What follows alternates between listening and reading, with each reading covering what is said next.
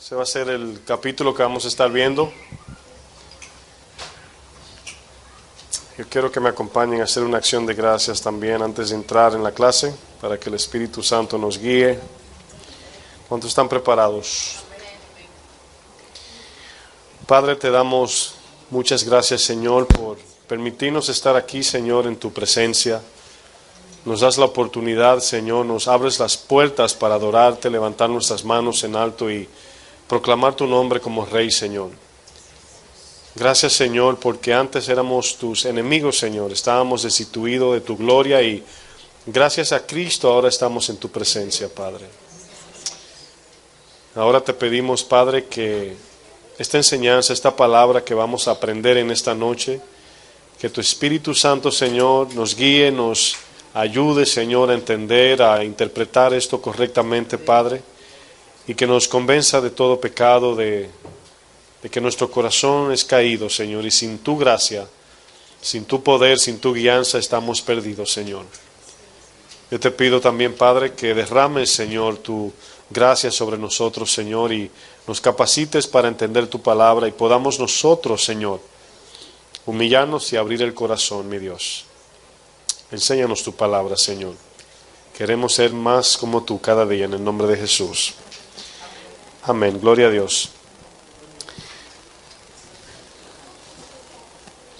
Bueno, quedan, para concluir este primer trimestre, quedan 3 clases, incluyendo esta. Es esta clase y 2 más. Y luego vamos a iniciar el segundo trimestre y vamos a estar hablando de las armaduras espirituales durante el segundo trimestre. Hoy el tema que tenemos para esta noche es identificando las estrategias del gigante. Identificando las estrategias del gigante. Ya hemos hablado anteriormente de que el gigante, ¿verdad?, en el Antiguo Testamento se manifestó de manera literal. Allí podemos leer que existían gigantes, ¿verdad?, que medían 9 pies de altura. Y ahora sabemos que la enseñanza nos habla de un gigante espiritual. Amén. Entonces ahora vemos que vamos aprendiendo en el Nuevo Testamento ahora los principados, los ataques demoníacos o espíritus inmundos ahora son, ¿verdad?, los que representan a esos gigantes, pero hay ataduras en nosotros que la Biblia le llama gigantes. ¿Cuántos saben eso? Por ejemplo, en la definición de gigante en la Biblia de manera espiritual, ¿verdad?, es todo aquello que es difícil de vencer,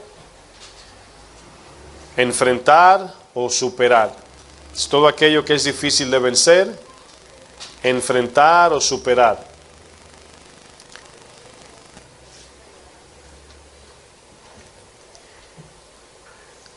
Es todo aquello que es difícil de vencer, enfrentar o superar. Un gigante puede ser algo material, ¿verdad? O lo material en nosotros, el amor a lo terrenal, lo material. Puede ser la falta de perdón, puede ser la familia, puede ser algún pecado, puede ser una adicción o debilidad, o puede ser una baja o alta estima también. Eso puede ser un gigante. ¿Cuántos saben eso? El propósito principal del gigante, tenemos aquí 3 puntos que hoy vamos a identificar. En esto se va a centrar la clase de hoy. Y en esos 3 es el propósito del gigante cuando ataca. Y es, número 1, intimidar. Número 2, vencer. Y número 3, esclavizar. Intimidar, vencer y esclavizar.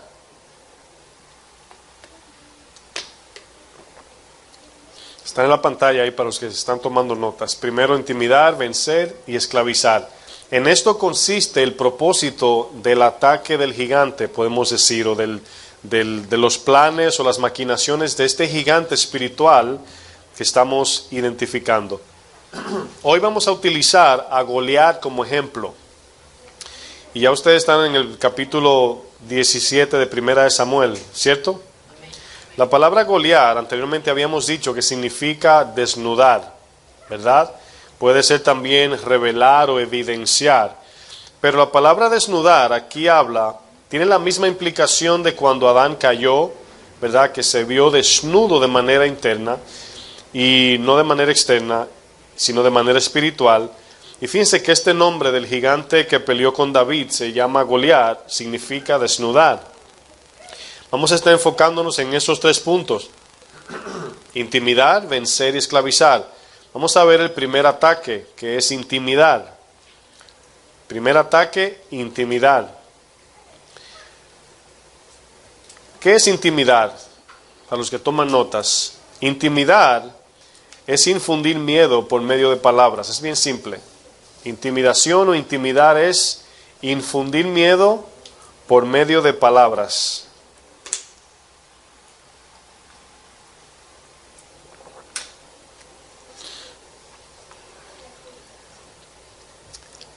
Hay 3 puntos también para lo que es intimidar. Y son las siguientes, la van a poner en la pantalla. Es la duda, el desafío y el engaño, ¿verdad? Así, de esta manera vamos a ver ejemplos cómo Goliat utilizó esto para intimidar al pueblo. Yo quiero que usted me acompañe al verso 8, si está en 1 Samuel 17. ¿Están ahí? Acuérdense de que el terreno de batalla, ¿cuál es? ¿Quién me dice? Levantando la mano. La mente, exactamente, la mente. Entonces, eso es muy importante entenderlo, porque si, aunque lo sabemos, a veces lo olvidamos y no cubrimos nuestra mente. Habíamos hablado de creo que fue el gigante fereceo, si no me equivoco, que significa campo abierto, significa mente abierta. Entonces, ahí notamos cómo cuando no protegemos con el yelmo de la salvación, ¿verdad?, que es la palabra, entran todo tipo de pensamientos y ataques. Entonces, acuérdense que el terreno abierto para el enemigo es la mente. Fíjense que lo que dice aquí en el verso 18 de 1 Samuel 17. ¿Están ahí conmigo? Ok, dice, y se paró, aquí hablando de Goliat, y se paró, ¿qué dice luego? Y dio voces, ¿verdad? Luego dice a los escuadrones de Israel, diciéndoles, fíjense que todo lo que está haciendo es aquí hablando palabras. Y luego dice, ¿para qué os habéis puesto en orden de batalla? ¿No soy yo el filisteo y vosotros los siervos de Saúl? Escoged entre vosotros un hombre que venga contra mí. Si él pudiere pelear conmigo y me venciere, nosotros seremos vuestros siervos. Y si yo pudiere más que él y lo venciere, vosotros seréis nuestros siervos y nos serviréis. Y añadió el filisteo, hoy yo he desafiado el campamento de Israel. Luego dice, dame un hombre que pelee conmigo. Oyendo Saúl, el rey y todo Israel estas palabras del filisteo, ¿qué dice? Se turbaron y tuvieron gran miedo.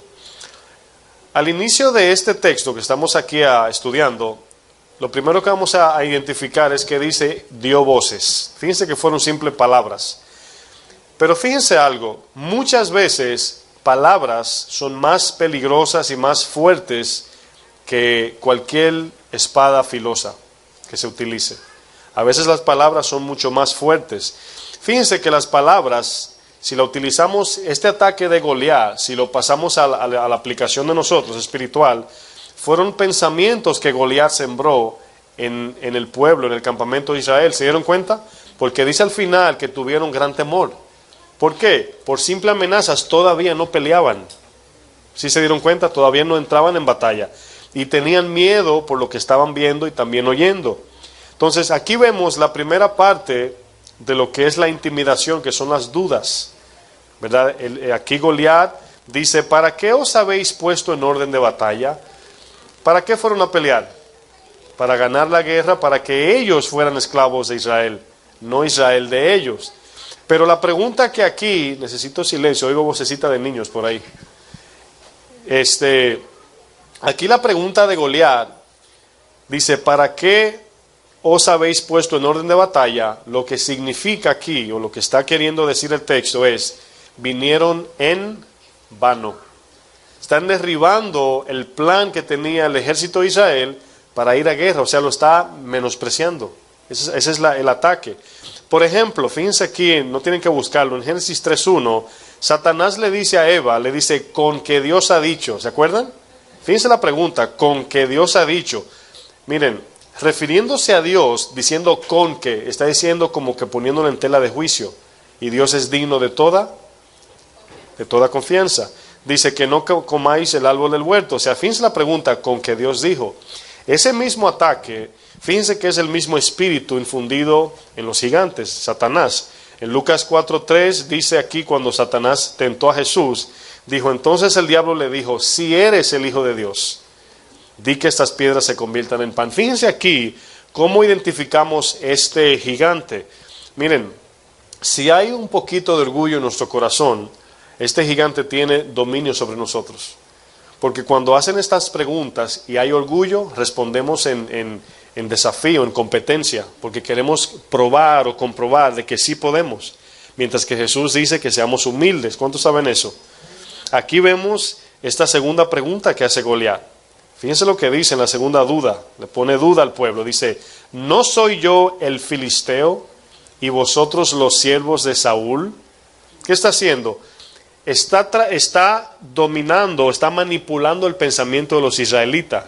Él los está poniendo a pensar en esta pregunta. ¿No soy yo el filisteo? O sea, el llamado, el paladín, el que mide 9 pies, tiene 6 dedos y tiene una pechera que pesa 156 libras, imagínense. No sé cuánto pesaba la espada, o sea, era un hombre grande. Entonces aquí la pregunta es, ¿no soy yo el filisteo y vosotros los siervos? ¿Eso era verdad o mentira? Era verdad, pero la pregunta lleva una implicación más profunda, la vamos a ver ahora.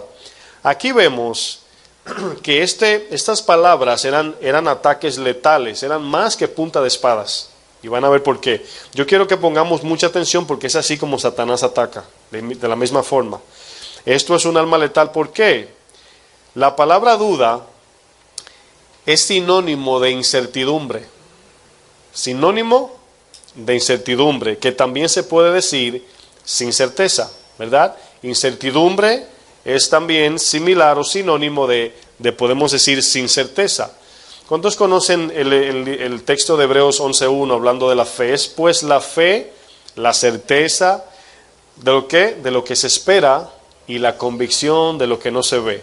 Fíjense la palabra certeza. La palabra certeza es familia, le voy a llamar así, de la palabra cierto, certidumbre, ¿verdad? Seguridad. Aquí vemos en Hebreos 11:1 que dice que la fe es la certeza de lo que se espera, es la seguridad de lo que esperamos en Dios. Aquí yo quiero que pongan mucha atención porque es muy importante esto. Por ahí hay muchas enseñanzas acerca de la fe muy torcidas, ¿verdad? De que no andamos por vista, andamos por fe. Eso es bíblico, eso es verdad. Pero han agarrado eso para hacer lo que ellos quieran y tomar decisiones y decir, bueno, andamos confiando en Dios. El problema es que cuando Dios no dice, no habla o no promete, es una fe basada o fundada en algo vano o vacío. ¿Están de acuerdo conmigo? Fíjense lo que dice el texto, es pues la fe la certeza de lo que se espera. Yo quiero que entiendan eso, es la seguridad que estamos esperando de la promesa de Dios o el mandamiento, vamos a decir. Vamos a analizarlo mejor. Yo quiero que me acompañen a Josué 2. Pongan una marca en 1 Samuel 17 porque va a ser el texto que vamos a estar viendo durante la clase. Josué 2, verso 9. Vamos a analizar aquí esta fe, porque el texto dice que es la certeza de lo que esperamos. Estamos seguros que lo que esperamos se va a cumplir. Eso es lo que dice el texto, ¿verdad? Esta historia que vamos a leer es referente a Rahab, ¿verdad? La ramera. Mientras usted está en Josué 2.9, yo le voy a leer Hebreos 11.31. Miren lo que dice Hebreos 11.31. Por la fe, Rahab la ramera no pereció juntamente con los desobedientes, habiendo recibido a los espías en paz. Fíjense lo que dice, Rahab la ramera. ¿Se dieron cuenta? Dice, por la fe no murió, no pereció, porque ellos fueron a destruir Jericó para poder tomar Jericó. La pregunta es, ¿cómo fue que funcionó la fe de Rahab? Es muy importante entender esto, porque entendiendo la fe es como vamos a poder derribar los gigantes. El verso 9 de Josué 2, fíjense lo que dice Rahab. Yo quiero que pongan atención a las palabras. Dice, sé, es la primera palabra, del verbo saber. Ella sabe, ¿verdad? Fíjense lo que dice. La fe viene por. Entonces, cuando oímos, ya sabemos, ¿verdad? Ella dice sé. Y esa sé es una certeza en ella. Sé que Jehová os ha dado esta tierra. ¿Por qué? ¿Cómo ella sabe? Lo dice el texto. Porque el temor de vosotros ha caído sobre nosotros y todos los moradores del país ya han desmayado a causa de vosotros. Fíjense lo que está diciendo ella. Ha caído temor sobre nosotros por su presencia, por la del Señor en este caso, pero por los israelitas. Fíjense que ya conocían al Señor como poderoso.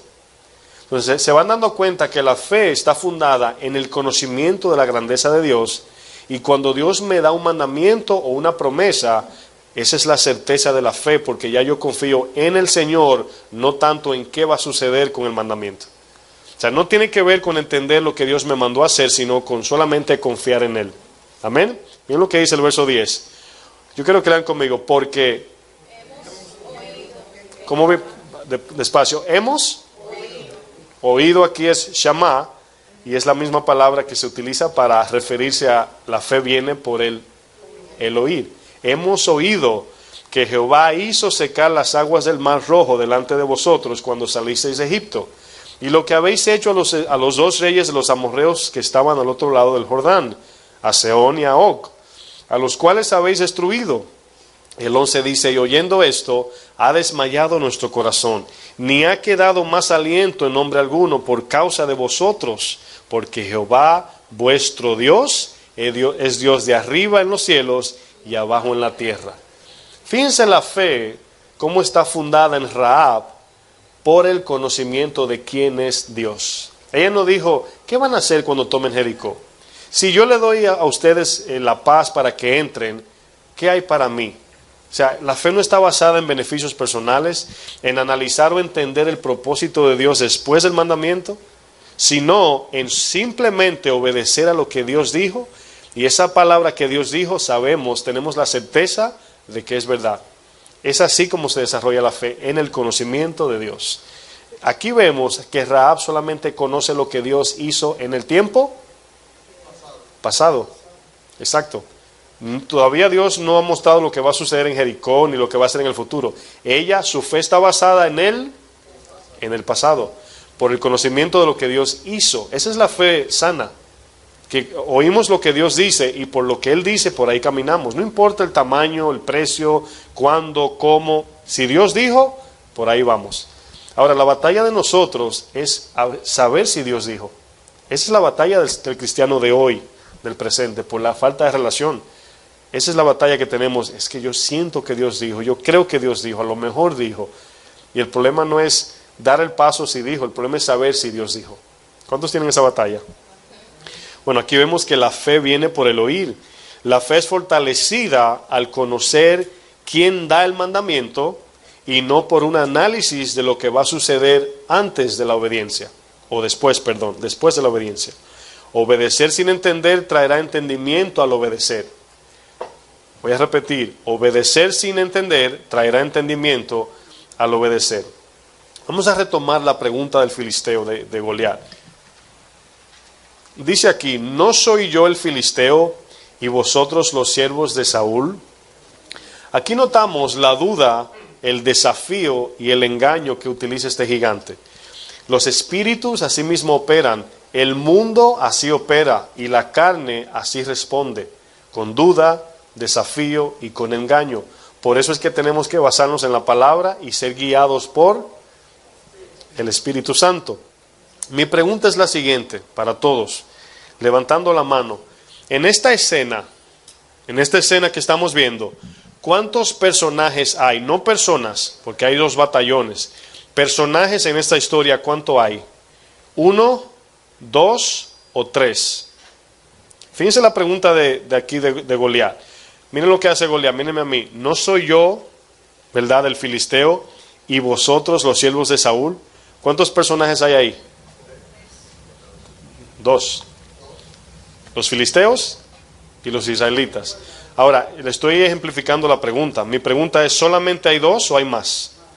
Levante la mano el que cree que hay más. ¿Cuál es el tercero? ¿Quién dice? Dijeron que hay más. Entonces, ¿quién es el tercero?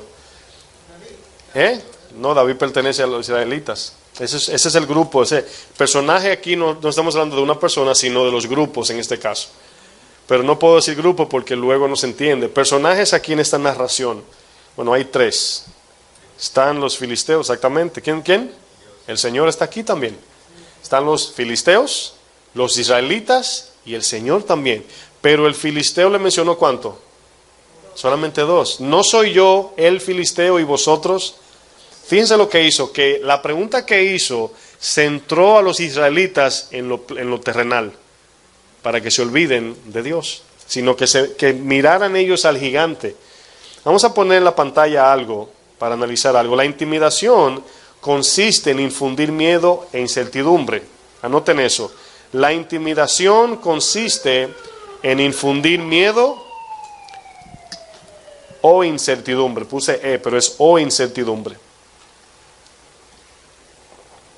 La intimidación consiste en infundir miedo o incertidumbre.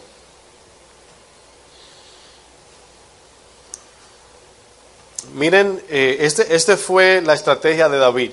Esto que está en la pantalla. A ver si la entienden. Si David hubiese marchado en sus fuerzas hacia Goliat, ¿qué dice abajo? Derrota, ¿sí o no? ¿Lo entienden? Si David hubiese confiado en sus fuerzas y se dirige a la batalla conforme a la pregunta que da Goliat, pierde la batalla. Se lo come vivo, como dicen en mi país. ¿Sí o no? Pero David no venía con esa confianza. David venía confiado en Dios y Dios entregó en manos de David a Goliat. Así peleamos la batalla. No es en nuestras fuerzas. No nos dirigimos. Usted nota que de David a Goliat lo que viene es derrota. De nosotros al enfrentar ese gigante lo que hay es derrota. Y ese es el problema de muchas de nuestras caídas, que creemos que podemos derribar ese gigante. Hay dos problemas. Ese es número uno, ¿verdad? La que dije. Creemos que podemos derribar el gigante. La segunda es que no pensamos que es un gigante. Ese es el segundo engaño de Satanás, que se disfraza como ángel de luz, se disfraza como débil, pero tiene más fuerza que nosotros. El Señor le llamó el hombre fuerte en Lucas, en Mateo, en el Nuevo Testamento a Satanás. ¿Se acuerdan de la historia? El hombre fuerte. Entonces, ahí vemos que si nosotros, en este ataque, para entender las estrategias del enemigo, acuérdense que el gigante es espiritual, que tenemos que verlo. El gigante puede ser una debilidad en mi carne, puede ser un ataque demoníaco, puede ser mi familia, mi esposa, mi esposo, mis hijos, mi trabajo, el dinero, el mundo, la ropa, la fama. Eso puede ser un gigante en nosotros. Todo aquello, ya definimos lo que significa gigante, todo aquello que no podemos vencer, derribar o debilitar, vamos a decir, eso es un gigante. Tiene más fuerza que nosotros, o nos domina, nos esclaviza. Pero vemos que David, a pesar de que era pequeño, y no se comparaba con Goliat. ¿Cuántos saben que no podían salir de hombre a hombre? David venía con toda su valentía porque conocía a Dios. Igual que Rahab, él conocía a Dios. Y al conocer a Dios, Dios respondió por él. Y es como se adquiere la victoria sobre el gigante. Miren lo que dice en 1 Samuel, en el verso 45. Verso 45 de Samuel. Estamos en 1 Samuel 17 y vamos a ver el verso 45. Dice aquí, entonces dijo David al filisteo. Y aquí David le contesta, por eso es tan importante detenerse a examinar los textos. Porque el filisteo le dice, ¿no soy yo el filisteo y vosotros los siervos? Fíjense lo que hizo. Ahora mírenlo como le contesta a David. Le dice David, entonces dijo David al filisteo, tú vienes a mí, lean conmigo, con espada, lanza y jabalina. Ahora, ¿qué reflejó aquí David? Herramientas terrenales, por más filosas y peligrosas, ¿verdad? Y le dice, más, yo vengo a ti en el nombre de Jehová de los ejércitos, el Dios de los escuadrones de Israel, a quien tú, como quien dice, tú no has provocado a Israel, has provocado al Dios de los ejércitos. Entonces, aquí estaba basada la fe y la confianza de David, no en sus fuerzas. Aquí notamos que David se confió totalmente, fue en Dios para poder enfrentar a este gigante. Ahora, ¿cuál es la batalla para nosotros? Bueno, que debemos a través de la palabra de Dios y la obediencia, cada día crecer en el conocimiento de Él. para saber a quién le servimos. Fíjense que Rahab como ramera le tenía más temor que hoy en día, diría yo, muchos cristianos. Dice, o sea, nuestro corazón ha desfallecido, se ha ido nuestro aliento al saber que el Dios de arriba y de la tierra ha venido a tomar a Jericó. Entonces la iglesia carece del conocimiento de Dios. ¿Están de acuerdo? No del conocimiento de la Biblia. Hay mucho conocimiento bíblico, pero el conocimiento de Dios es otra cosa. Si la iglesia de hoy conociera a Dios, no hubiera tanta sinvergüencería, tanta pedidera de dinero, tantos engaños en la iglesia. No lo hubiera. Si conocieran a Dios, al Dios que ellos predican. ¿Por qué? Porque aquí vemos la actitud de Rahab, la actitud de David. Ellos sabían cómo operaba Dios, sabían su grandeza, su poder. Y su total confianza venía. Fíjense que es David, pastor de ovejas, y estaban todos los soldados allí con sus lanzas y escudos mirando a Goliat. Y por 40 días este gigante venía y los amenazaba, los intimidaba. ¿Cómo lo intimidaba? Con puras palabras. Fíjense esto, con palabras. Así el enemigo pone pensamientos en nosotros. No puedes, no eres, hiciste, pecaste y crees que con confesar vas a andar como si nada. Sí, la sangre nos limpia de toda maldad. El perdón es una fe también. Hay que perdonar por fe. Lo vas a perdonar así como si no pasó nada. Después que te hizo esto y esto. Entonces fíjense que son pensamientos lanzados a nuestra mente. Por eso es que el terreno del ataque es la mente. Vamos al segundo ataque. El segundo ataque es vencer. Primero fue intimidar. Luego que nos intimida viene ahora a pelear, viene a vencer, ¿verdad? Vamos a utilizar el ejemplo otra vez del verso 8. Vencer es el punto número 2. Estamos todavía en Samuel. No se me muevan de ahí, aunque vayamos a otros textos. El verso 8 dice, vamos a retomar para leer todo de nuevo. Dice, y se paró y dio voces a los escuadrones de Israel, diciéndoles, ¿para qué os habéis puesto en orden de batalla? ¿No soy yo el filisteo y vosotros los siervos de Saúl? Escoged de entre vosotros un hombre que venga contra mí. Si él pudiere pelear conmigo, lean conmigo, y me venciere, ahí está la palabra vencer, nosotros seremos vuestros siervos, y si yo pudiere más que él y lo venciere, vosotros seréis nuestros siervos y nos serviréis. Aquí la palabra vencer aparece en el hebreo como naká. Por ejemplo, en el Nuevo Testamento se utiliza victorioso o vencedor como Nicó. Por ejemplo, la palabra del nombre Nicodemo significa victorioso y demos significa pueblo. Por ejemplo, de donde viene la palabra democracia. Demos es gracia, pueblo, y Nico significa victoria o vencedor. En el hebreo significa naká, que significa derrotar, herir o matar. Pero aquí vemos que la actitud del gigante para vencer no viene solamente a herir, sino esta herida está hablando de matar. ¿A qué vino el ladrón? A matar, a robar y a destruir. Así vienen los espíritus malignos, los gigantes, Satanás, así viene. Ahora, fíjense que estamos hablando de los gigantes, ¿cierto? Estamos hablando de los gigantes. Cuando el Señor habló del ladrón no viene sino a matar, robar y destruir, no se refirió directamente a Satanás en el texto, se está refiriendo a los fariseos. Pero los fariseos estaban siendo inspirados ¿por quién?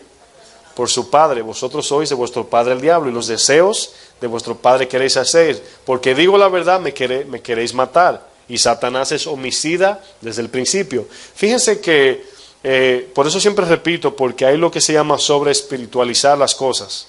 Y estamos identificando a los gigantes porque estamos batallando contra espíritus, contra nuestra carne y el sistema del mundo. Entonces tenemos que entender de que aquí la aplicación espiritual, cuando habla de matar, está hablando de destruir al cristiano en este caso. Por eso no lo debemos tomar tan ligero. La táctica del enemigo, ¿verdad? Que habíamos hablado de intimidar, de poner duda, desafío y engaño. Por ejemplo, la duda tiene como efecto, tiene efecto o hace efecto cuando la fe es débil. Oigan bien, la duda tiene efecto cuando la fe es débil. Esto produce temor. Cuando usted tiene dudas de lo que el enemigo le está hablando, ¿quién no tenía dudas en esta pelea? La que estamos leyendo.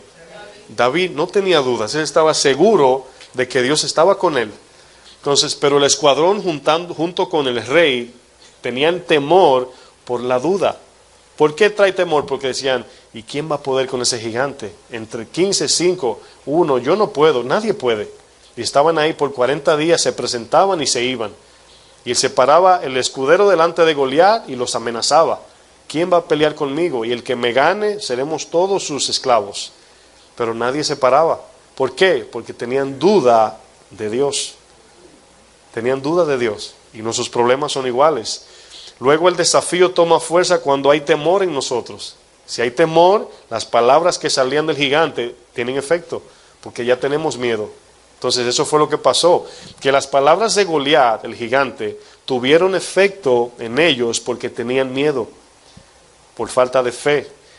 Y el engaño es el golpe final para derrotarnos al caer en la mentira, porque al tener certidumbre ya no sabemos cuál es la verdad y caemos redondo. Por ejemplo, no lo busquen, 1 de Juan 5:4 dice, porque todo lo que es nacido de Dios vence al mundo. Esa palabra es Nico aquí en el Nuevo Testamento.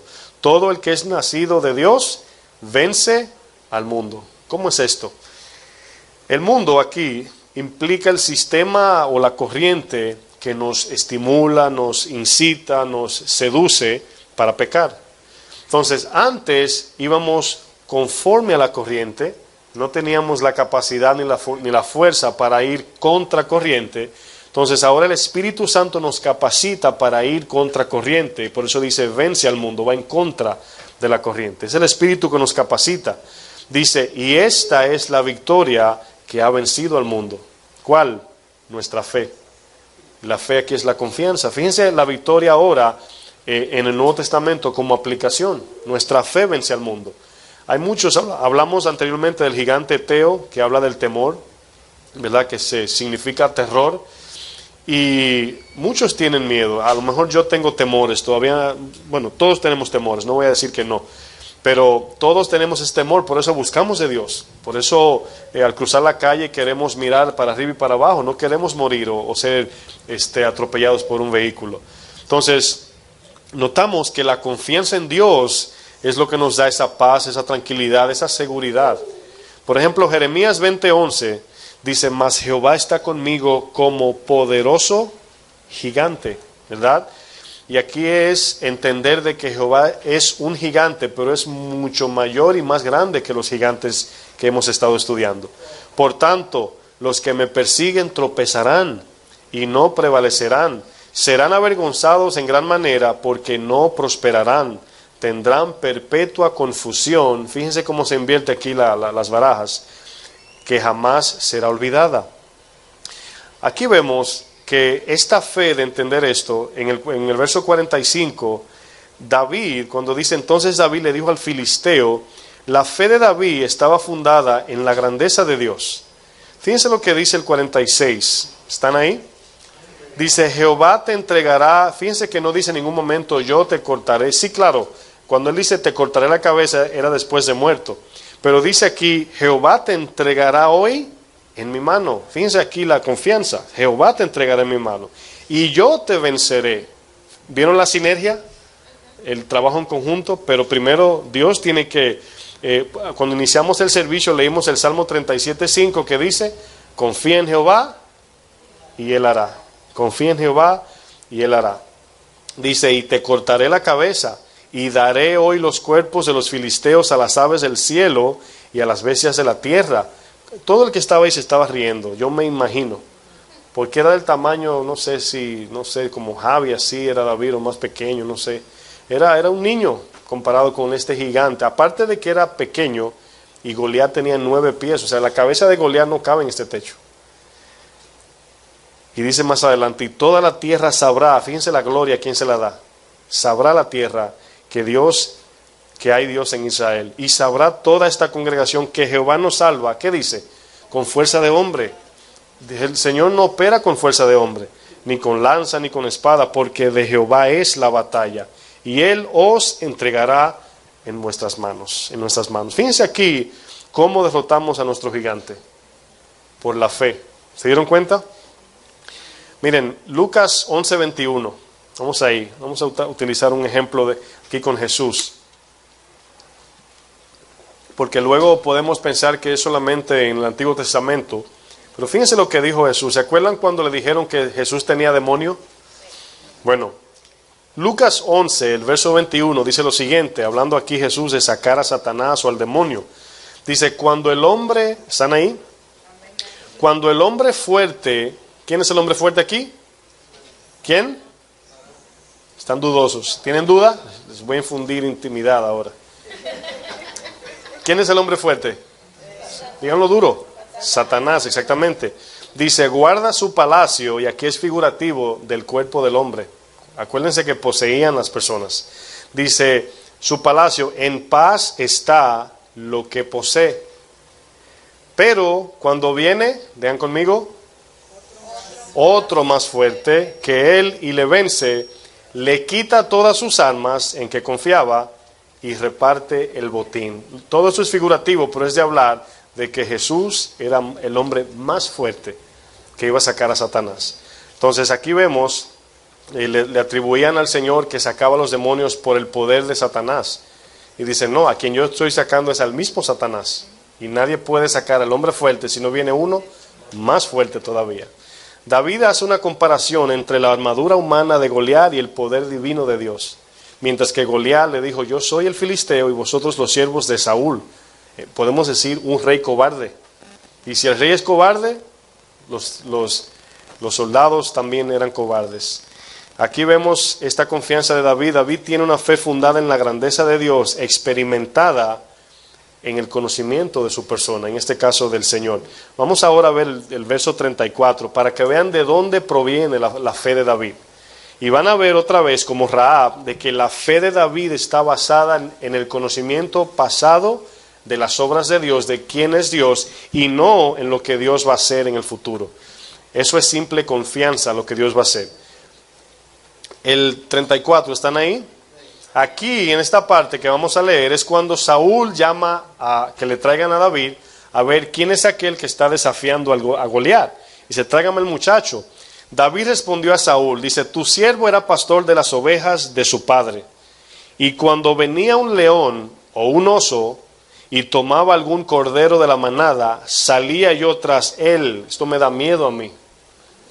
Yo como pastor, se aparece un león, digo, ya Dios, hermano. No sé qué haría yo ahí, ¿verdad? Espíritu Santo nos ayude. 35 dice, salía yo tras él y lo hería y lo libraba de su boca. Y si se levantaba contra mí, yo le echaba mano de la quijada y lo hería y lo mataba. Fuese león, fuese oso, tu siervo lo mataba. Y luego dice, y este filisteo incircunciso será como uno de ellos, porque ha provocado el ejército del Dios viviente. Añadió David, Jehová, lean conmigo, me ha librado de las garras del león y de las garras del oso, él también me librará de la mano de este filisteo. Y dijo Saúl a David, ve y Jehová esté contigo. Como quien dice, mi hijo, Dios te guarde. Sí, porque Saúl no confiaba. ¿Sí o no? Podemos decir que aquí no fue una bendición así, ay, Dios te guarde, mi hijo, dale. Nuestra única esperanza, vete. Como dice, cuando una persona está como obstinada por tomar una decisión, dice, no lo hagas, y sí, bueno, vete con Dios. O sea, como quien dice, ya, a lo que venga. Porque no creía Saúl en esto que está diciendo aquí. Aquí notamos esto como David ya había sido experimentado en conocer cómo Dios operaba. Ya David viene formado, pero ¿saben qué? Que no todos sabían esto, lo que él pasaba allí. Lo mandaban, le daban el trabajo peor, y David era fiel. Si no me equivoco, allí escribió salmos, o sea, oraba a Dios, adoraba a Dios, fue fiel a su padre, o sea, amaba a Dios y era un niño, mientras que los 3 hermanos que estaban en la batalla eran cobardes, porque no enfrentaron a Goliat, y no era cuestión de cobardía, era cuestión de confianza, y la confianza nos da la valentía en el espíritu. Vamos ahora a ver el tercer ataque, que es esclavizar. El tercer ataque del gigante, esclavizar. Acuérdense que tenemos 3 puntos: intimidar, vencer y punto final, que es el propósito de todo, esclavizar. El verso 9 de 1 Samuel 17, si se encuentran ahí, están ahí, ¿verdad? Dice, aquí Goliat dice, si él, al que él está desafiando, si él pudiera pelear conmigo y me venciere, fíjense el fin, aquí es como el acuerdo, ¿verdad? Nosotros seremos vuestros siervos, pero lo decía con tal confianza, ¿verdad? Porque que confiaba en su tamaño, en su fuerza, pero no sabía con quién se estaba enfrentando en este caso. Dice, y si yo pudiere más que él y lo venciere, vosotros seréis nuestros siervos y nos serviréis. Es esto lo que Satanás quiere de nosotros, que le sirvamos, como le dijo a Jesús, si postrado me adorares, todo esto te daré.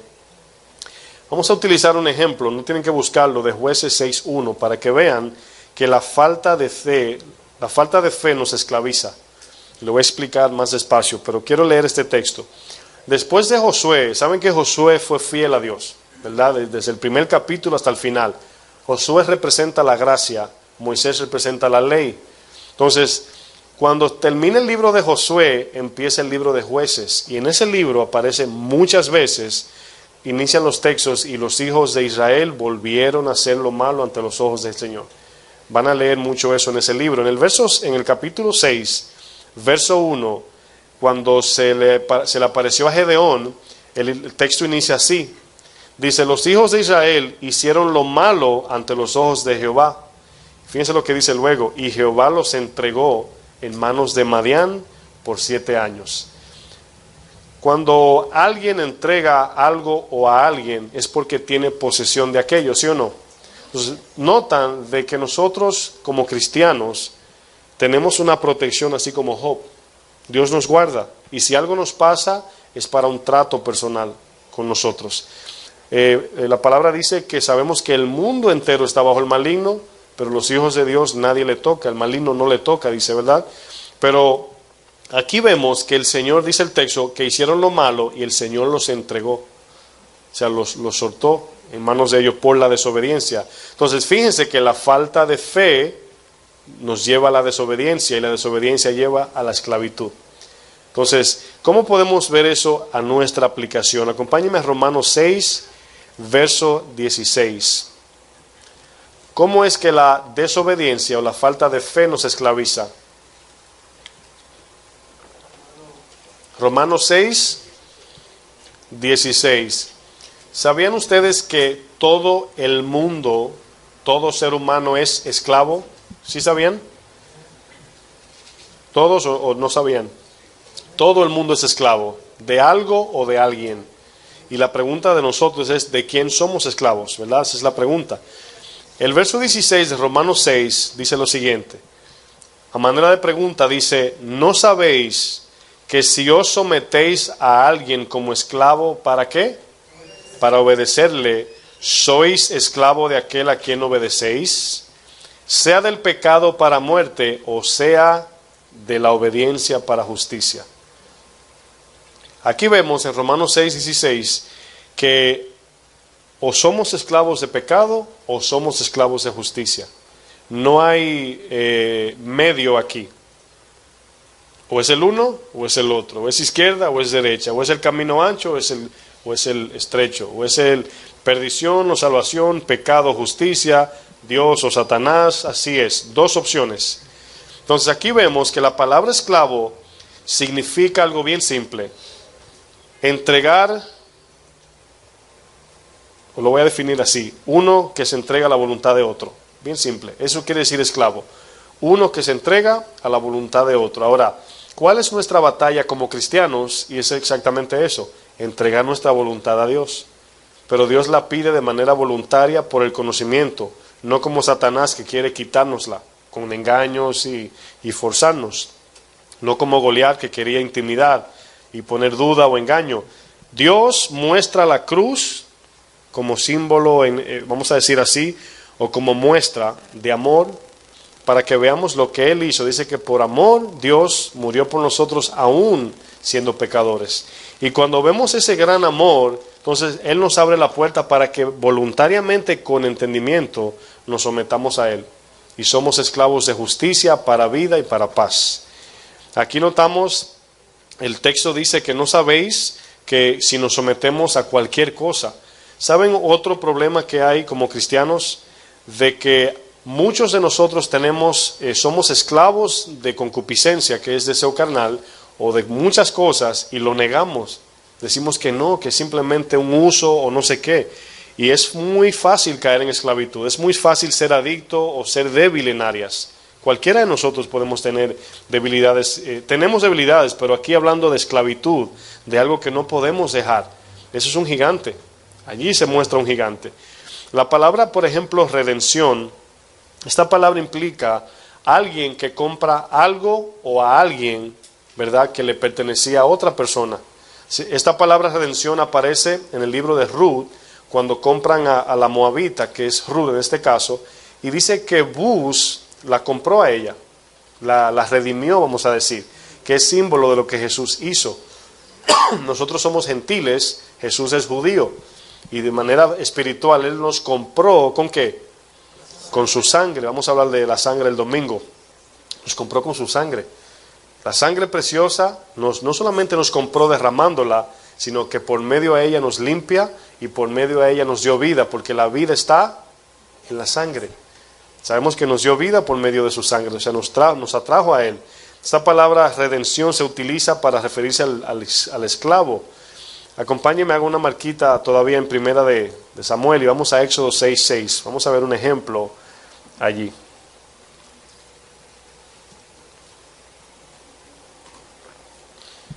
Éxodo, en inglés se dice Exodus, yo digo Éxodos. Éxodo 6, verso 6. Éxodos, es la policía que dice, ¿verdad? Agarren Éxodos.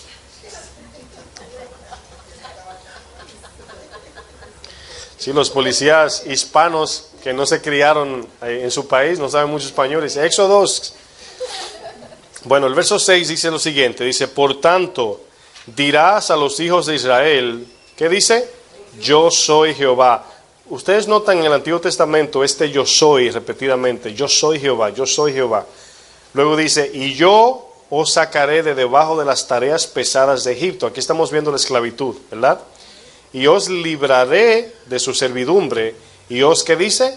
Redimiré con brazo extendido, ¿verdad? Con brazo extendido implica, es figurativo de algo que lo hace con todo su anhelo y deseo y con todo su poder, ¿verdad? No como cuando te quieren dar algo sin querer dártelo, como que el brazo está cortico, ¿verdad? Sino con brazo extendido, y es figurativo de que con todo su corazón, en el caso del Señor. Dice, con juicios grandes, verso 7, y os tomaré por mi pueblo y seré vuestro Dios, y vosotros sabréis que yo soy Jehová vuestro Dios, que os saco de debajo de las tareas pesadas de Egipto, y os meteré en la tierra por la cual alcé mi mano, jurando que la daría a Abraham, a Isaac y a Jacob, y yo os la daré por heredad. Y luego firma al final diciendo, yo Jehová. Fíjense aquí que el Señor está hablando de sacarnos de esa servidumbre de Egipto. De manera espiritual se hace difícil, porque en ese tiempo le daban latigazos, lo oprimían, lo abusaban, lo tenían encarcelados. Pero si trasladamos eso a la manera espiritual, hay personas que no creen que están así. Piensan que son libres, como los fariseos le dijeron, nunca hemos sido esclavos de nadie. Y el Señor lo mira y le dice, ¿seguro? Tengo que recordarle Egipto, Siria, Babilonia, Roma, todo. Siempre han sido esclavos de todo el mundo. Incluso de Alemania, con Hitler. O sea, siempre han sido esclavos. Toda su vida por desobediencia. Entonces aquí notamos que el Señor está diciendo, yo lo voy a sacar de la esclavitud de Egipto. Y Egipto es símbolo del mundo a nuestro tiempo ahora, a la aplicación espiritual. Pero muchos de nosotros no creemos que tenemos ataduras o somos esclavos de ciertas cosas. Y cuando no creemos eso, es una puerta que el enemigo entra y sale. ¿Por qué? Porque pensamos que estamos bien ahí. La autojustificación es peligrosísima y es un pecado muy malo. Porque cuando ustedes ven Mateo 18, Lucas, uno de los dos, cuando aparece el publicano y el fariseo, comienza el texto diciendo, y unos que se justificaban como justos, o unos que se creían justos, así decía. Y no había un pecado mayor que ese que Dios detestara. ¿Sabe usted? El de la autojusticia. Porque el decir eso era como pisotear la sangre de Jesús. Decir, yo soy justo, no necesito tu hijo. Era escupirle la cara al Señor. Entonces, cuando la palabra muestra nuestra desnudez espiritual, debemos decir, sí Señor, ahí estoy, pobre en espíritu, muerto espiritualmente. Si Cristo no viene, nunca hubiese podido yo ir al cielo. Entonces, eso es lo que Dios quiere oír, no que digamos, no, yo no soy así, yo no soy tan malo. Y esa es la parte donde muchos se equivocan. El libro de Segunda de Pedro, no tienen que buscarlo porque estoy avanzando para llegar a un punto. Dice lo siguiente, el verso 2, 19, dice, perdón, Segunda de Pedro, capítulo 2, verso 19, dice, porque el que es vencido por alguno es hecho esclavo del que lo venció. Piensen en eso por un segundo. Dice, porque el que es vencido de alguno porque el que es vencido por alguno, exacto, es hecho esclavo del que lo venció. Somos esclavos de quien nos vence.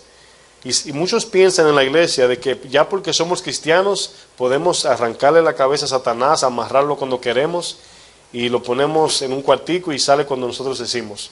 Y eso es un engaño en la iglesia, esa guerra espiritual. Si no nos humillamos a Dios, Satanás juega pelota con nosotros. Si no nos humillamos para que así humillados Dios nos exalta, sometidos a Dios y podemos resistir al diablo. Ese es el orden de la Biblia. Pero muchos piensan que no, yo en el nombre de Jesús, y o sea, si no andamos en humildad y en humillación, Satanás hace lo que quiere con nosotros, aún siendo cristianos. Entonces, esa es la parte donde muchos se equivocan. Y aquí dice, porque el que es vencido por alguno es hecho esclavo del que lo venció. Y ese es algo que debemos tener cuenta para poder identificar. Hemos visto 3 puntos, 3 estrategias como el gigante ataca. Número 1, intimidar. El enemigo, el gigante, intimida con palabras, pensamientos. Es lo que Efesios le llama dardos, pensamientos, son flechitas pequeñas. Por eso dice, pónganse el yelmo de la salvación o el casco, porque las flechas entran por cualquier lugar. Entonces, al tener el casco, les rebotaba. Y el casco de la salvación es la fe en este caso. Es tener ese casco que nos protege, porque al tener esa confianza, somos salvados en el Señor. Esa fe no permite que esa mentira, ese engaño, esa duda entre. No le damos lugar a eso. Por eso es que ese yelmo de salvación nos protege. Lo segundo que vimos fue vencer o derrotar o derribar. Ese es el segundo ataque del gigante, vencer.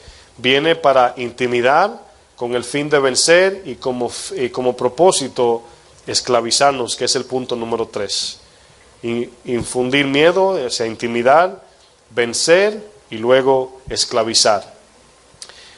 Vamos a hacer una pregunta para concluir, y es cómo identificar las estrategias del gigante a manera ya como cristianos o de manera personal, en el día a día, o cómo vamos a responder a esto. ¿Cómo sabemos cuando viene un ataque del enemigo? ¿Cómo sabemos cuando es un pensamiento del enemigo y no de mi carne o mío? Aunque es pecado, pero queremos identificar cuando no es mío. Por ejemplo, hay veces que perdonamos, y ¿cuántos saben que el perdón es por fe? Y hay veces que llegan pensamientos de aquella persona que perdonamos que nos hieren otra vez. Pero a veces no nos damos cuenta que es el mismo Satanás diciéndote cosas y te pone pensamientos de manera que piensas tú que eres tú pensando en eso. Y comienzas a condenarte, decir, pero, no creo que lo perdoné. Y el perdón es una fe, es una confianza, lo perdoné, lo amo. O sea, claro, hay que examinar su corazón, de que cuando vemos a esa persona no hay amargura. Pero el perdón es por fe. O sea, cada día tenemos que olvidar, cada día, porque la memoria está allí. Por ejemplo, una persona que perdona a alguien que le mató un familiar, eso no se olvida, pero por fe lo olvidamos, como Dios decidió olvidar todos nuestros pecados. Dios no es olvidadizo, ¿sí sabían eso?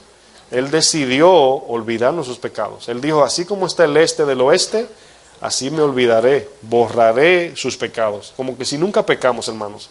¿Saben lo que es eso? Entramos al cielo como que si nunca matamos una mosca. ¿Qué dice usted, Ángel? Bueno, vamos a ver en Santiago 1:25 cómo vamos a poder identificar esto. Este verso que vamos a leer lo vamos a desarrollar solamente el 25 de Santiago 1. Esta es la tarea que tenemos. Y esa es también, aparte de tarea, es la batalla también. Santiago 1:25.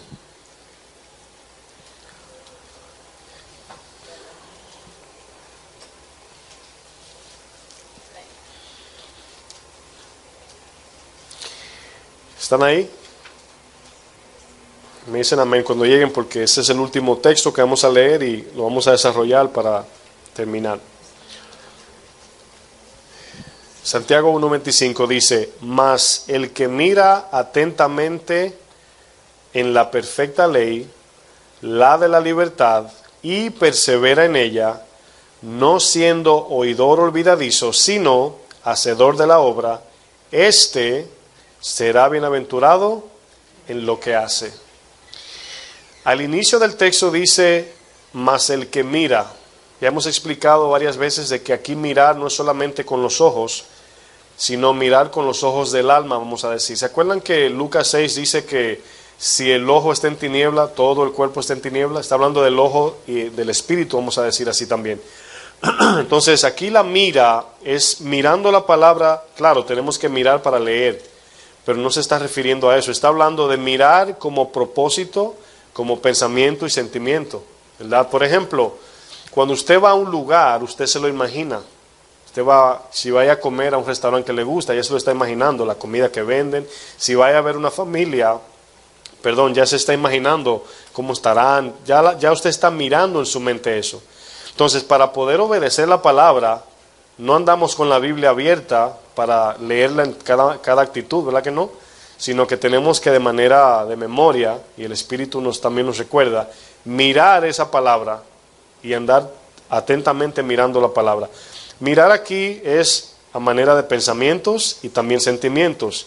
¿Por qué digo pensamientos y sentimientos? Bueno, el Señor le dijo a Josué que meditara en la palabra día y noche para que todo le salga bien. Esa es la manera. Imagínense a Josué peleando a espadas y venciendo a los enemigos, y nunca quitó la mirada del enemigo, mucho menos quitó la mirada de la palabra de Dios. Piensen por un segundo en eso. O sea, el Señor le dijo: medita en mi palabra día y noche. Él miraba con sus ojos físicos a quien tenía al frente, pero filtraba su visión por la palabra, la promesa que Dios le dio. Dice: si meditas, esfuérzate en meditar en esto, que no se aparte este libro de tu boca. Y para que no se aparte el libro de la boca, tenemos que estar constantemente pensando en eso. No sé si a usted, cuando era niño, le mandaban a un mandado, y usted iba todo el camino, le decía: si se te olvida, vas a volver. Ibas todo el camino diciendo: un peso de mantequilla, un peso de mantequilla, un peso de mantequilla. ¿A quién le pasó eso? Bueno, miren, suena jocoso, pero es como el cristiano debe andar, aunque no repitiéndolo de boca, sino meditando en aquello, hasta que no se olvide, hasta que se quede allí. Pero la forma más fácil, siempre he dicho, de memorizar la Biblia es obedeciéndola, porque ya es un estilo de vida, ¿verdad? Ya se hace parte de nosotros. Entonces, así la palabra mira aquí se está refiriendo a mirar en todo tiempo qué dice la palabra en actitudes, pensamientos y sentimientos. Necesitamos tenerla, porque ¿cómo vamos a actuar basado en algo que nunca conocimos o sabemos? Por ejemplo, la actitud de Rahab, ¿de dónde vino? Dice: sé. Lo que ella dijo, ella lo veía en su imagen, en su mente. Sé que vuestro Dios partió el mar en dos, el mar rojo lo abrió en dos. Ella dijo: sé. Era algo que tenía plasmado. No lo vio con sus ojos, no estuvo allí, lo escuchó, y por el Espíritu, voy a decir así, ella se imaginó lo que Dios hizo. Y esa era la fe que ella tenía, basado en lo que Él hizo. Si ella se le olvida lo que Dios hizo en ese tiempo, ¿qué hubiese pasado? No ayuda a los espías, no obra conforme a la fe. Porque dice: Dios, ¿cuál Dios? No recuerdo. Ella sabía quién era Dios, ella sabía lo que Dios había hecho. David iba a pelear con el gigante, y a medida que se iba acercando, ¿sabía usted que Goliat se veía más grande? Sí, porque usted ve un edificio de aquí a allá y usted le hace así, es el mismo tamaño que usted. Pero a medida que usted va caminando y se le va poniendo abajo, el edificio es más grande. A medida que David se acercaba a Goliat, no se le podía olvidar que Dios era más grande. Si se le olvidaba eso, iba a ser así, se iba a devolver. ¿Sí o no? O sea, le estoy personificando para que se imaginen. Entonces, llegando donde Goliat, dice: ay Dios, ¿quién me trajo a mí aquí? Estoy loco, ¿qué me hizo venir aquí? Se le olvida, imagínense. Esa era su alma letal, el Señor, la confianza. Entonces, él iba mirando como que Dios estaba detrás de él. Como que Dios estaba detrás de él. Voy a ver si al final pongo una foto en la pantalla, si me da tiempo, que tengo. A ver si la tengo aquí. Creo que se le enseñé a los varones del discipulado. A ver si está, si no me hace quedar mal. Sí, Bueno, está un poco, creo que los hermanos la vieron, ¿verdad? Si está Goliat adelante, está David arriba, no se ve bien de allá. Digan que no se ve bien. Bueno, ahorita se lo enseño. La foto implica, por ejemplo, está David bien pequeño, Goliat está como 5 veces más grande mirándolo así, pero detrás de David hay un ángel de oro, dorado, que es el Señor en este caso, más grande que Goliat. La voy a poner en la pantalla más tarde. Entonces, David, volviendo al punto de la mira, todo lo que hacemos es con la mira. Porque la palabra dice, bueno, ¿qué dijo Pablo? No andamos por vista. ¿Qué quiere decir? Que no reaccionamos o obedecemos conforme a lo que vemos en nuestro entorno, sino andamos por fe, confiado en lo que Dios, que nuestra ciudadanía está en el cielo. Esa es la esperanza, que cuando todo se acaba, se te roban el carro, se acabó, no se pagó la renta, de que la ciudadanía está en el cielo.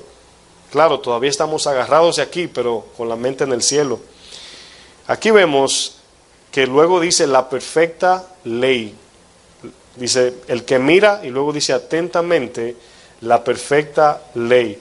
No, se me pasó desarrollar esto. Mira, ahí lo tienen en la pantalla, no tengo que repetirlo. Implica mirar fijamente o de cerca.